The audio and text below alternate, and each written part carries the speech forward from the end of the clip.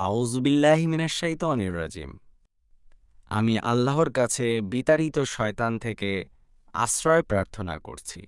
অতঃপর যখন তিলাওয়াত শুরু করবে তার পূর্বে আউযু বিল্লাহি মিনাশ শাইতানির রাজিম পাঠ করবে। কেননা শয়তান এ ধরনের গুরুত্বপূর্ণ স্থানে বান্দার পদস্খলন ঘটাতে বেশি উৎসুক। সে যেকোনো মূল্যে বান্দাকে সালাতে যাওয়া থেকে ফিরিয়ে রাখার চেষ্টা করে, কিন্তু যখন সে অক্ষম হয়ে যায় তখন সে চায় বান্দার অন্তরকে ব্যতিব্যস্ত করে তুলতে।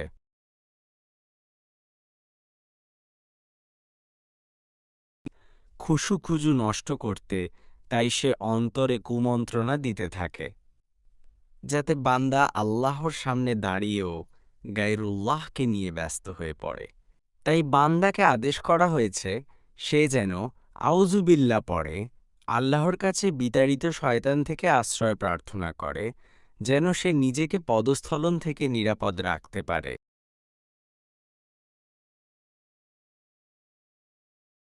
অন্তরকে হিফাজত রাখতে পারে এবং সে যেন এমন এক নূর অর্জন করতে পারে যার দ্বারা সে কুরআনের মর্ম অনুধাবন এবং এর গভীরতায় পৌঁছাতে পারবে, যা অন্তরের জন্য এক সঞ্জীবনী সুধা, বান্দার সাফল্য। অতএব শয়তান চায় কোরআন পাঠের উদ্দেশ্য থেকে তাকে দূরে রাখতে। আল্লাহ শয়তানের ব্যাপারে